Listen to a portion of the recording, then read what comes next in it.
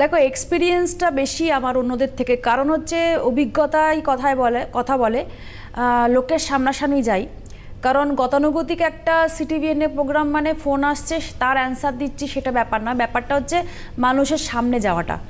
এবার এত মানুষের কাছাকাছি যাই, তাদের প্রচুর প্রচুর প্রবলেম হয়, বিশেষ করে এই পুজোর সময়টা তারা সমস্যার কথা বলে। যেমন নাম্বার 1 হচ্ছে যে অনেকে বলে যে আমার ছুলির সমস্যা, এটাকে আবার দুর্গা ছুলি বলে অনেকে পরিচিত, যে এই টাইমটাতে দুর্গা ছুলি হচ্ছে, পিগমেন্টেশনটা আসে সাদা সাদা স্পট পুরো মুখে ভর্তি, পিঠে ভর্তি, হাতে ভর্তি।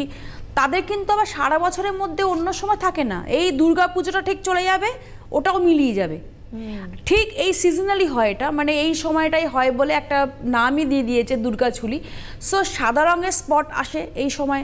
দ্বিতীয় প্রবলেম ফেস করে কি, মানে অহেতুক যে কোনো জায়গায় একটা স্কিন অ্যালার্জি, মানে সে চোখের ওপরে হোক, হাতে হোক, গলায় হোক, পিঠে হোক, সব জায়গায় চুলকোনো, একটা র্যাশ প্রবণতা বেড়ে যাওয়া, একটা মানে পেঁজা তুলোর মতন স্কিনটা হয়ে যাওয়া, লালচে হয়ে যাওয়া, ভীষণ ইচিং প্রবলেম, সেটা একটা হয়। 3 নম্বর প্রবলেম হচ্ছে স্কিনটা, মানে এমনি আমাদের দেখো এখন প্রচন্ড গরমটা হঠাৎ করে বেড়ে গেছে, কিন্তু স্কিন কিন্তু টান ধরছে। কারো কারো আছে যে এই সময়তে এত স্কিন টানছে, মানে সে পর্যাপ্ত পরিমাণে জলও খাচ্ছে, স্কিনে ময়শ্চারাইজারও লাগাচ্ছে, সব কিছু করছে, তবুও বলছে ম্যাম এত স্কিন ড্রাই লাগছে, এত স্কিন ড্রাই লাগছে, স্কিনের মধ্যে মনে হচ্ছে ভেতর থেকে কিছু একটা টানছে। সেটাও একটা প্রবলেম চলে আসে ঠিক এই পুজোর সময়। আর একটা হয় যে হঠাৎ করে একটুখানি টেম্পারেচারের জন্য ভেতর থেকে হয়তো একটুখানি ঘুষঘুষে জ্বর হয় বা কিছু, জ্বর ঠোসা বলে একটুখানি নাকের কাছটায় বা ঠোঁটের কাছটায় এই জিনিসগুলো বেরিয়ে আসে, টাইপ অফ ইনফেকশন। সো এইগুলো কিন্তু পুজোর সময় হয়। স্কিনের প্রবলেম, স্কিনের ডিজিজ, স্কিন টাইপ হিসাবে ব্যাপার নয়, এটা সবাইকারই মোটামুটি কিছু না কিছু, মানে আমি যে প্রবলেমগুলো বললাম কারণ না কারোর এই সমস্যা থাকে। কারণ সবাই হ্যাঁ বলছে যে এগুলো হয়, হ্যাঁ চুলির সমস্যা হয়, কারোর অ্যালার্জির প্রবলেম হয়, কারোর এই সময় টান ধরছে বেশি, কারোর এই সময় প্রচণ্ড স্কিনের মধ্যে জ্বালা পোড়া করছে, কারোর সত্যিকারেই আমার কাছে যে কজন আসছে তার মধ্যে দেখছি চোখে ইনফেকশন নিয়ে জ্বর ঠুসো মতন নাকের ওপরে বা ঠোঁটের ওপরটা হয়েছে। কেউ বলছে এত ড্রাই লাগছে, মুখের কাজটা বিশেষ করে ঘামছি ম্যাম কিন্তু টান লাগছে। এগুলো সবই কিন্তু সিজনালি, মানে এটা প্রতি বছরই হয়। দেখো এইবার বলছি আমি যে এগুলো তো প্রবলেম বললাম, কিন্তু এই প্রবলেমের পেছনে কারণ থাকে, কারণ একটা না একটা কারণ ছাড়া তো এগুলো হয় না। প্রথম যে ছুলির কথাটা বলছি, যে দেখো এটা হচ্ছে সিজনালি, মানে আমার এই যে গরমটা পুজোর আগটায়, মানে পুজোর বিফোর পূজা সবসময় একটা গরমের তাপ বেড়ে যায়। আমরা সবসময় কিন্তু প্যান্ডেল হপিং করি ঘামতে ঘামতে, কখনোই কিন্তু হ্যাঁ একদম মধ্যরাতে বা অক্টোবরের লাস্টের দিকে বা নভেম্বরের ফার্স্টের দিকে তখন কলকাতার মধ্যে একটা ঠান্ডার আবহাওয়া আসে, কিন্তু সকাল থেকে রাত অবধি একটা বিভৎস গরমের মধ্যে আমরা প্যান্ডেল হপিং করি। আমরা যখন মেকআপ করি আমাদের মেকআপ গলে যায়, আমাদের এসির মধ্যে, বাসের মধ্যে, এসির ঘরের মধ্যে থাকতে ইচ্ছা করে, বা অনেকে আছে যে এত গরমের মধ্যে প্যান্ডেল হপিংটা না করে মনে হয় যে নিজের পূজার মণ্ডপেই বসে থাকি, বেশি মুভ করতে ভালো লাগছে না, ক্লান্ত হয়ে যাচ্ছে মানুষ ঘুরে ঘুরে, তখন মানে বিভৎস অবস্থা। এবার কারণগুলো বলছি এক এক করে, যে এই যে ছুলির কথাটা বললাম যে দুর্গা ছুলি এই সময়টাই হয়, সিজনালি হয়।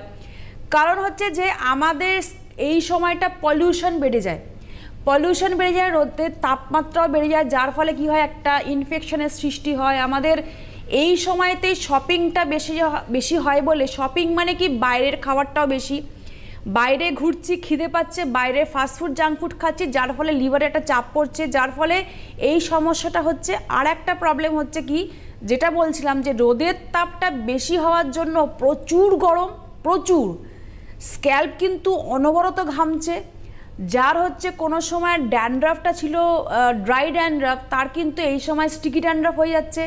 সে কিন্তু 2 দিন শ্যাম্পু করতো এনাফ, সে কিন্তু তার 4 দিন করতে হচ্ছে, সেটা কিন্তু সে বুঝতে পারছে না। এই যে স্টিকি ড্যান্ড্রাফের জন্য কিন্তু স্কিনের একটা ইনফেকশনের জন্য এই ছুলির সমস্যা আসছে, লিভারের সমস্যার জন্য ছুলির সমস্যা আসছে, হয়তো সে পর্যাপ্ত পরিমাণে জল ইনটেক করছে না।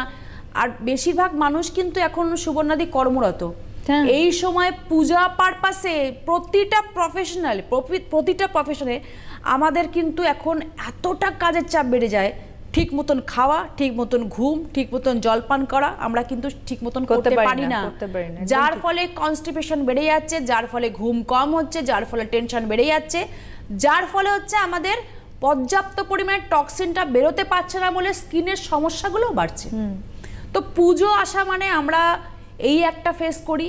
আর একটা হচ্ছে মানে আমার কথা হয়তো যারা পার্লার খুলে বসে রয়েছে তারা হয়তো এটা শুনে হয়তো অনেক সময় ভাববে যে কেন বলা হচ্ছে, কিন্তু তবুও বলবো যে ইয়াং জেনারেশনের সুবর্ণাদি এখন এতটাই হয়ে গেছে যে পুজো আসা মানে স্ট্রেটনিং করব, পুজো আসা মানে কালার করব, পুজো আসা মানে চুলের মধ্যে হাইলাইট করব, এই করব।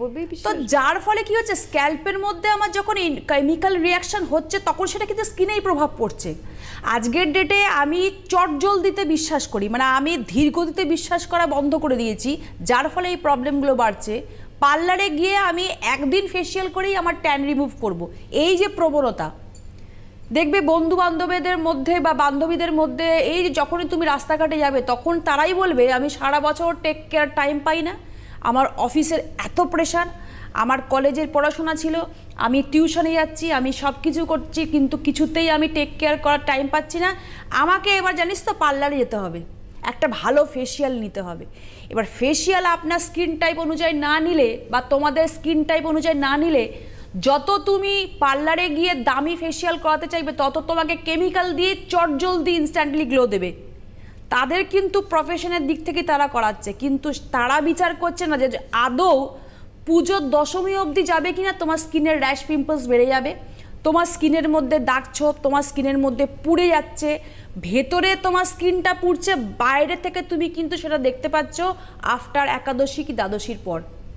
তখনই দেখবে ব্ল্যাক প্যাচ চলে এসছে, ম্যাম অমুক জায়গা থেকে ব্লিচ করিয়েছিলাম, অমুক জায়গা থেকে ফেসিয়াল করিয়েছিলাম, তারপর থেকে স্কিনের মধ্যে স্কিনটা মনে হচ্ছে একটু চেপে গেছে, একটু পিগমেন্টেশন চলে এসছে স্কিনের মধ্যে, চুল প্রচণ্ড ঝরছে, প্রচণ্ড এইখান থেকে হেয়ার কাট করার পরে আমার চুল বাড়ছে না, এগুলোই সাইড এফেক্ট। আচ্ছা, তো আমাদের পুজোর সময় এই প্রবলেমগুলো আসে মানেই কিন্তু কিছু না কিছু কজ আছে, সেটা আমরা নিজেরাই করছি, নিজেরাই টেক কেয়ার করছি না। সারা বছর যদি আমি ঠিক মতন টেক কেয়ার করি না, আমার পুজোর জন্য স্পেশাল টেক কেয়ার দরকার পড়েই না। একজন আছে দেখবে যে সারা বছরই স্কিন গ্লো করছে, পুজোর সময় জাস্ট টাচ আপ করছে, তাতেই কত সুন্দর লাগছে। আবার অনেকে আছে যে সুন্দর শাড়ি পরেছে, হ্যাঁ হয়তো সে মাসে 2বার কেন 3বার ফেসিয়াল করে এলো, ব্লিচ করছে, সব কিছুই চুলে স্পা করছে, চুলের মধ্যে হাইলাইটিং করছে, সব কিছু করছে, তবুও তার স্কিনটা ডাল লাগছে, তবুও তার স্কিনটা মনে হচ্ছে যে সে ঢেকে রেখেছে মেকআপের দ্বারা, তার স্কিনের ভেতরটা কিন্তু একদম আনইভেন স্কিন টোন। একদম আসছে একটা